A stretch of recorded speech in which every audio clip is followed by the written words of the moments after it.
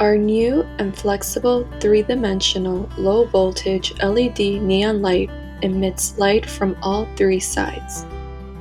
In this video, we demonstrate how to cut, solder, and reconnect your low-voltage LED neon light with its new low-voltage wire. For this demonstration, you will need your low-voltage LED neon light, connection wires with end caps, wire cutters, a soldering iron and wire, silicone, and a drill.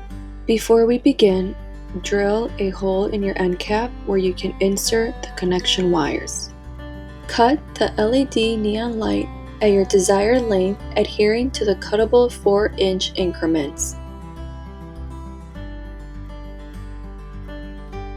Slice a small end of the bottom outer insulation layer, then cut the crystal inner insulation layer to create a small piece on the light to solder the wires.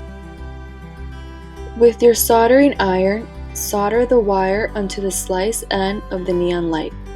Have your connection wires ready with the end cap. To solder your connection wires, solder the positive wire to the positive end and the negative wire to the negative end.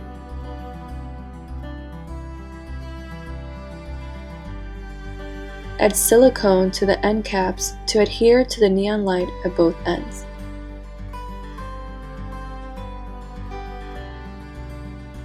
Once your neon light is connected to power, it will light up.